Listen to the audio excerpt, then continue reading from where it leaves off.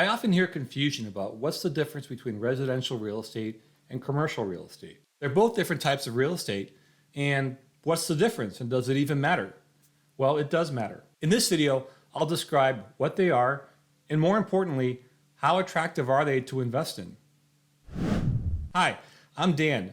I'm an active real estate investor with hundreds of apartments, and I'm on a mission to help immigrant professionals grow their wealth passively through real estate.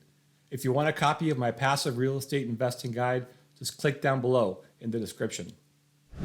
Now, the differences between residential and commercial aren't super clear, so here's how I distinguish them. So when you're looking at properties where people actually live in them, anything with like a single family home or a residence with up to 4 units is considered residential. Anything with 5 or more units, like apartment complexes and such, are considered commercial.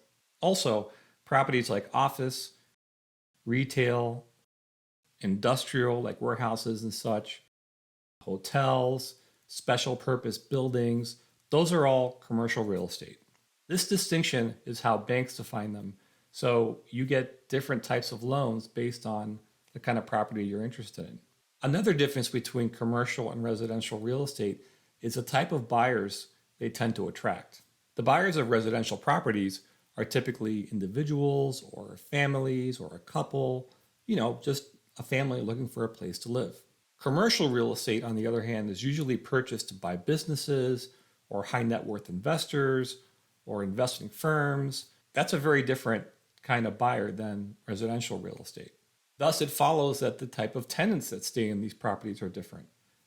Residential real estate is really for individuals and families and such to live at, while commercial, outside of multifamily, is really just businesses. Multifamily is apartments and things like that. Obviously, families live in those, but they're much bigger. They're more than 5 units. The third big difference is how these properties are valued, and this is kind of where we're starting to get into the investment talk here. Let me explain what I'm talking about. So residential real estate is valued by the properties that are around it and how much they're worth. So for example, if you have a home in a neighborhood that's worth $200,000, let's say, and the other homes around it are about the same price, then that's really what the valuation is going to be, even if you put a ton of work into getting it renovated and such. It's not going to affect the value that much. You're comparing it to the homes around it. Commercial real estate is very different. It's valued as a business. What that means is, what kind of profitability does that property make? And that determines the value of the property. So in the case of multifamily real estate, which is like apartments and things like that, it's basically all the rents minus all the expenses. You essentially have a number called net operating income, or NOI.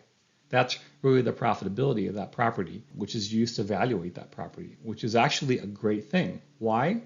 Because there's things you can do to affect the value of that property. So say you have an apartment complex.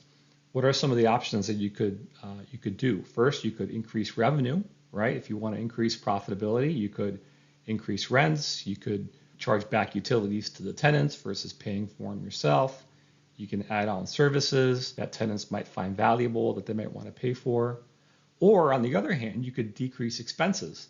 Things like hiring a very good property manager that is on top of things and really kind of managing the property well, doing preventive maintenance to make sure that the property is in good shape, even doing things like water conservation where you install water saving faucets and toilets and things like that to be able to save money on water. So the punchline here is that either you increase revenue or decrease expenses or both. You're trying to increase the profitability. And what happens then is it turns into a more valuable property, something we call forced appreciation. With residential real estate, you don't have that. So this is a huge benefit when it comes to commercial real estate that's really attractive. Real quick, if you're finding value in this video, please click like and consider subscribing to learn tons more about growing your wealth through real estate. Now, back to the video. So number 4 is, how much money does it take to get started? Well, residential real estate is very popular because most people are very familiar with it. They've either bought a house themselves or they've been part of that process. And it can be a lower cost to beginning versus investing in commercial. How much does it take to begin residential real estate investing? It's very difficult to say because there are a lot of factors. Where the house is located, how much are the value of the homes, have to provide down payment, closing costs, which can all vary. And then you might have to do rehab on the property. So there's just a lot of factors that go into it. So it's really hard to really pinpoint a number. Now, commercial real estate is typically significantly more expensive than residential real estate. But there's one myth that I want to bust here today in this video, is that an individual investor can't take part in a commercial real estate investment without having millions of dollars, because that's just not true. Through the power of real estate syndications, an individual investor can, say, put $50,000 or $100,000 or $200,000 into a commercial property investment. They don't need to have the full millions of dollars needed to purchase it because of that real estate syndication model. Now, $50,000 to $100,000 could be substantially lower than a down payment if you live in a real large city where homes are extremely expensive. So it just depends. There's a lot of factors. So now that you know the difference between residential and commercial real estate, how attractive are they to invest in?